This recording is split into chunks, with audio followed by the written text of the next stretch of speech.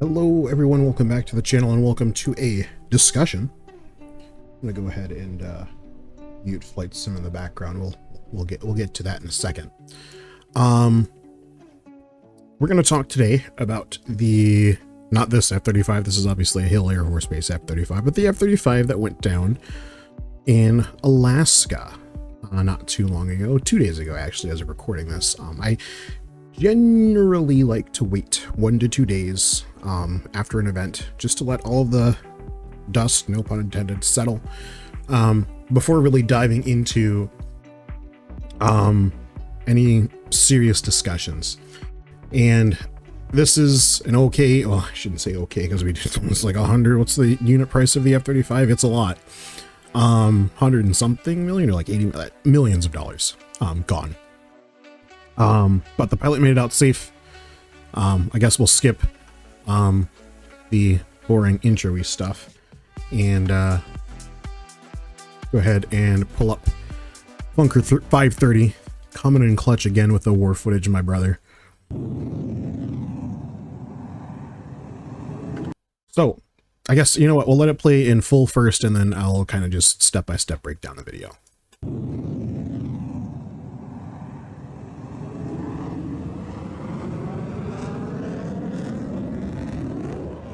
There it is.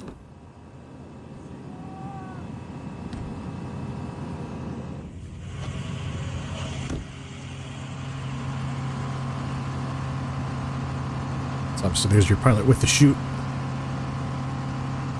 Pilot is okay, which ultimately in these situations is the important part.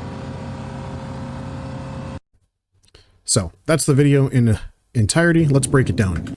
First observation, my God, people, please turn your phones into landscape when you film, because if you film something cool, you might be the only one. Also, this dude is probably going to get in trouble. I'm not going to lie for filming and posting on base. The fact that I have this on a YouTube and it's everywhere else, Twitter, X, you name it, right? Whoever filmed this, you're probably in a little bit of trouble. But hey, thanks for filming it anyway. Turn your phone sideways next time. Okay. So the video starts and the pilot is already out of the jet. So there's really not a lot that we can ascertain from it. We do know that it is an F-35A, which is the cattle bar, the conventional takeoff. What, cattle bar? No, that's curious. Okay, never mind. It's the CTOL, conventional takeoff and landing. There's no arrestor hook like the F-35C. There's no vertical lift fan and articulating rear nozzle like the F-35B. It takes off just like every other fighter out there. The F-16, F-15, every standard fighter needs a runway to take off and land. Plain and period. So it's not doing like we saw the pilot out of the 115th. Yeah, I can say that. The pilot out of the 115th who was training in that F-35, I want to say it was either down in Florida or Georgia. It's the other footage that everyone knows, where it's like slamming and dragging the nose wheel and then the pilot punches out. So we're not in like a vertical takeoff or a short landing situation. Again, the pilot's already out of the jet. I really would like to see what caused the aircraft to get into this state of an unrecoverable situation. And we'll talk a little bit more about the FCS, or the flight control system of the F-35 as well. But you can see, so it looks like there's a wingman aircraft, and then I want to do a frame by frame. You can see how quickly the aircraft rolls from what I'm assuming would either be fully inverted or level flight. Can I zoom in on this? No, it doesn't zoom the video. That sucks. To a 90-degree roll. Watch how quickly that happens. That's insane. That is insane. That's so fast. And you can see we do have 3 gear down. And it looks like the flaps are down as well. It's all a augmented system on the F-35, so there's no, well, there is a manual flap control, but on the jet, it does everything for you in a normal condition. And I mean, we're not going to be able to tell from a grainy 720p video, but I mean, all of your major flight control surfaces appear to be there. The F-35 only has a very large flapper on on the outside of each wing, and those appear to be intact. This one might be deflected to try and recover the aircraft. And again, you can see there's no missing control surfaces or anything like that. And the aircraft impacts, it looks like the right wing first in a slightly inverted position. Wow.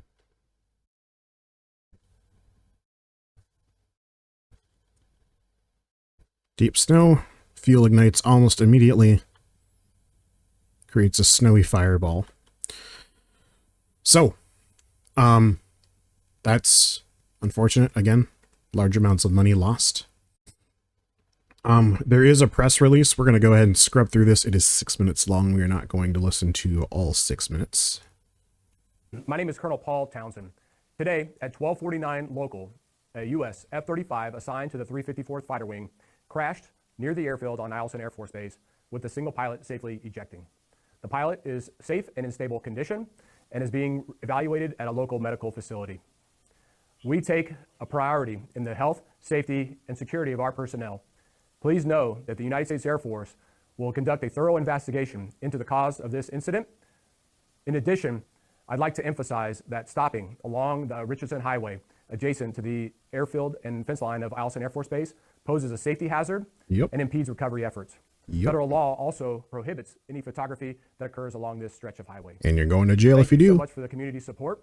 We're thankful that the pilot and those responding to the incident are safe, and will continue to conduct an investigation into the causes of this incident. So that essentially sums up the entire situation. The Air Force has not said yet. They will do a thorough investigation, just like the B-1 that crashed at Ellsworth Air Force Base initially. This was very similar.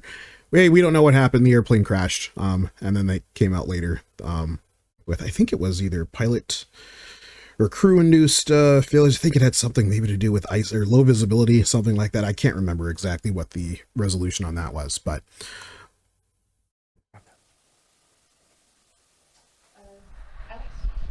Alex Bengal, Alaska's News. Okay, so now we just have a bunch of news talking heads. Where did this happen? Eielson Air Force Base. It is here in Alaska. You'll hear reference to the Richardson Highway later on. They were telling people to stop parking there and taking photos because it's illegal. From our video, you can obviously see there's a series of KC-135Rs. So I'm guessing, based on this Google data, which is from 2025, so it's less than a month old, you've got some KC-135Rs here. So I'm guessing the F-35 crashed somewhere here, because you've got fighter bays here with Eurofighter 2000s and F-16s and Rafales. They must have been doing a joint exercise. Sorry, I just like to pan around maps. Do anyone else you pan around maps? There's some B-52s down here and a C-5. KC-10. Doesn't matter. So I'm guessing it hit somewhere in here. Just based on the offset from the engines of that KC-135, assuming they're parked in a similar position. Obviously, we could have been filming a jet parked at any of these stalls here as well. So I guess that would kind of open it up to like being this area. You are inside of the runway though. So I want to talk a little bit about the F-35 and how it works, at least as much as I can disparage in a public forum such as this. What are my credentials? What is my credibility to know what I know about the F-35? Now, I am not a F-35 pilot. I'm not even an F-35 maintainer. I'm not even part of our United States Air Force. But I do work with a DoD contractor who makes, I won't go into specifics, but we make components for control of certain parts of the F-35. That is all you're going to get out of me. And because of that, I do have to have a certain level of clearance. It's not like secret clearance or anything cool. And then in addition to that, we maintain and uphold what's called ITAR, which effectively boils down to U.S. citizens are allowed to access and edit ITAR information. So, I mean, if you're watching this and you're a U.S. citizen, for the most part, you can go pull up ITAR stuff. It's no problem. And review it, that sort of stuff. But if you're foreign, you have to either have special permissions or more than likely you're just going to get denied. So the F-35, like many fourth and fifth generation fighters, uses an augmented flight control system. It's all obviously fly-by-wire. You move the stick so many degrees and the airplane figures out what it needs to do. The F-35, just like many other aircraft, the F-16, the F-15, you can go on and on and on, is designed to be inherently unstable for maneuverability. How does a flight control system work? Again, really simplified here. There are a series of sensors all over the aircraft, primarily on the nose. You'll see, obviously, in this photo here, there's a pitot tube. You can see either side, twin pitot tubes. There's static sensors, there's AOA sensors. Again, they're not going to be like the AOA sensors that you will see on a commercial aircraft, that big vane that sticks out in the wind. But the F-35 has an AOA sensor, right? It's plain and simple. You know, it's how you do high alpha. That's why you have a angle of attack indicator in the cockpit on the HUD of the F-35 and so many other jets that you don't physically see the AOA sensor. Now, the F-18C model does have an external AOA sensor in some of the earlier blocks. Just trust me. It's internal. It does it. It's got it, right? So all of that information, the aircraft speed, velocity, heading, how many G's it's pulling, how fast it's going, the attitude that it's at, the pitch that the nose is at, all of that stuff is fed into an air data computer. And that air data computer says, okay, cool. Based on all of this information I'm getting, I need to move the left elevon these many degrees up, and I need to move the right one these many degrees down. We're going to get this much roll. And it waits, you know, and this is all happening in milliseconds, right? To see how the aircraft responds, and it makes adjustments many times a second. We'll just say, I don't know if that's public information, but it does it many times a second. Just like many other aircraft, right? Your 787 does something similar. It's fly-by-wire. It's constantly making adjustments. It's a very similar idea. And what can sometimes happen, and I'm not suggesting that is what happened here. Again, we need to wait for the official report to come out. But it's fun to speculate a little bit sometimes, is the aircraft got itself into what's known as a graveyard stall, potentially. Again, I really wish we could have seen what got the aircraft into that position, but there's a famous video. I believe it's a C-17. Oh no, it was also in Alaska. And this is where the stall develops. You can see we're full. I don't know if you can see that. So right here, you can just vaguely see those are the left-hand spoilers deployed on the top of the wing to try and kill lift on the left wing to bring the left wing down, while the right aileron is deflected downward to try to push and increase as much lift on the right side to roll the aircraft to the left.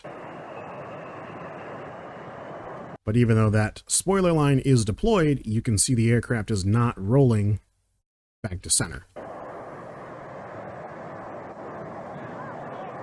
Super heavy nose down attitude. I think we'll cut it here. You know what happens, right? I don't like showing airmen dying. Again, speculation, because we didn't see, like, the beginning of the video is the guy hopping out of this, I don't even know, is this it's a Ford? It's a Ford of some kind. I couldn't tell you. It's some kind of Ford. We'll just assume it's an Econoline, the van. And I mean, the video starts, the pilot is already ejected. The aircraft is already in an unrecoverable state, right? Obviously, as a military aviator, part of the decision of, are you going to stay in the jet or not, is, do I want to cost the U.S. government millions of dollars?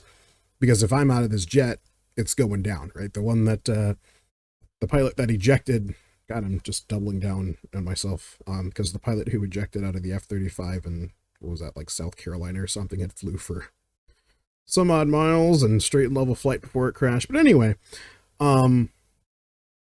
that's part of the decisions. I would love to see what led up to this situation. At this point, the aircraft is completely blanked out for aerodynamics. It's fluttering around in the wind, almost like a leaf.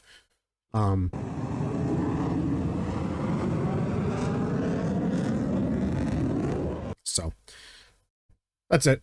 I don't know. I had a flight sim bit that I was going to try to do, but I don't think we need it. This is that same brief that we just listened to. It's just typed out version. Preparing to land during a training flight when an in-flight emergency occurred. I would love to know what that is. Did the FCS shit itself or something crazy like that? It's probably a lot more mundane than that. We don't like to overhype things here. Grateful the pilot's safe. Yes, we all are. This again, local traffic advised not to stop on Richardson Highway, adjacent to Eielson Air Force Base. So you get the idea. Glad the pilot's okay. We'll have to wait to see what the official report reveals. One more time for brevity, the F-35A crashing by the 354th Fighter Wing. Part of the Pacific Fleet, which I guess makes sense. Alaska touches the Pacific Ocean. So anyway, that's it. Here's some B-roll of the flight sim thing I was gonna do. Yeah, look at I even. Oh yeah, flight sim's muted. It's okay. I even pulled an Alaska jet, but it doesn't matter. There's nothing here I'm gonna show you that I can't just show you with the static photos. So while the India Fox Tycho F-35 is nice, it's not nearly detailed enough to show you up close and personal bits and bobs. So I think that'll be it. Do you fucking mind? I will see you guys in the next video. Tomorrow, actually. Oh, no, I think I'll post this today. Yeah, I'll post this today. See you guys Sunday.